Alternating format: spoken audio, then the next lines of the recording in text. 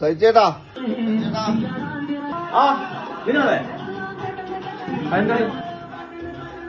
വാ സഹിച്ചേട്ടാ വണ്ടി കൊടുക്കണമെന്ന് പറഞ്ഞു. ആടെ കൊടുക്കുന്നുണ്ടോ? ഇതാണോ? ഇതാണ് 2014 മോഡലാണ്. പേപ്പറൊക്കെ ഓക്കെയാണ്. നല്ല കണ്ടീഷൻ വണ്ടിയാണ്. സഹിച്ചേട്ടാ എന്നെ എന്തുവരെ ഉദ്ദേശിക്കുന്നത്? എടാ ഞാനത് 25 രൂപയാണ് ഉദ്ദേശിക്കുന്നത്. ആ പോണെന്നുണ്ട്. ഞാൻ വർക്ക്ഷോപ്പിലെ ഗിരീഷിനെ വിളിക്കുന്നത്.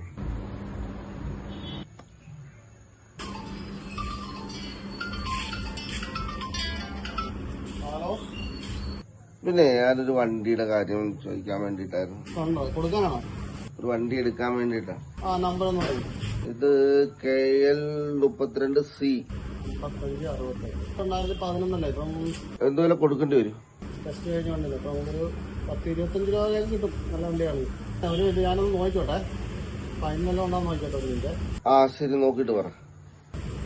അവൻ നോക്കിട്ട് ഇപ്പൊ വിളിക്കാന്ന് പറഞ്ഞു.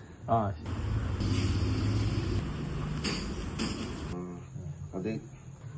ഗിരീഷ് പറഞ്ഞോ. വിനോദ ഞാൻ നോക്കിയായിരുന്നേ. അതിന് കുറച്ച് ഫൈൻ കിടപ്പുണ്ടല്ലോ. കുറെ നാളത്തെ ഫൈൻ കിടക്കുന്നു. ആണല്ലേ? ഇത് ഏകദേശം ഒരു 10,500 രൂപയ്ക്ക് അടുത്ത് ഫൈൻ കാണിക്കുന്നുണ്ടായിരുന്നു അതെല്ലാം കൂടെ. അപ്പൊ അത് നോക്കിട്ട് വേണം എടുക്കാൻ കേട്ടാ. ശരിയാണ്. ശരി ശരി.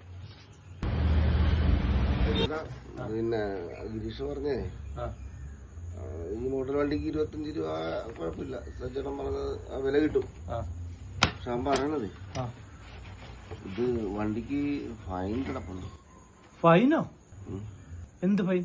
അത് ഇപ്പൊ നിങ്ങൾ ഹെൽമെറ്റ് വെക്കാതെ ഓടിച്ചിട്ടുണ്ടെങ്കിൽ അല്ലാതെ നിർത്താതെ പോയിട്ടുണ്ടോ അങ്ങനെ? ഞാനിതുവരെ ഹെൽമെറ്റ് വെക്കാതെ വണ്ടി ഓടിച്ചിട്ടില്ലല്ലോ.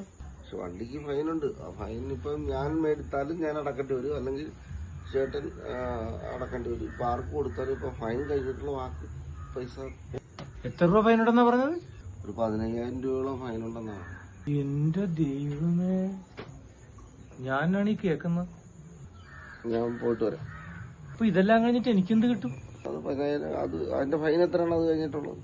10,000 രൂപയാ? അപ്പൊ ശരിയെങ്കിൽ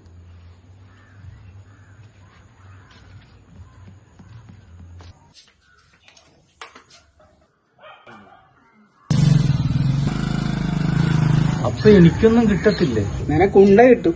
വന്നവനും പോകുന്നവനൊക്കെ വണ്ടി കൊടുക്കുമ്പോ ഓർക്കണം. ഈ പോലീസിനെ കൊണ്ട് തോറ്റി എങ്ങാട്ട് പോലും ഫോട്ടോ എടുക്കലും തെറ്റി വന്നത് പോലും നമ്മളറിയാലോ. അവരവരുടെ ഡ്യൂട്ടിയാ ചെയ്യുന്നത്. പോലീസിനെ കുറ്റം പറഞ്ഞിട്ട് ഒരു കാര്യമില്ല. ഇനി ആര് ചോദിച്ചാലും ഞാൻ വണ്ടി കൊടുക്കല. അതാണ് എല്ലാവർക്കും നല്ലത്.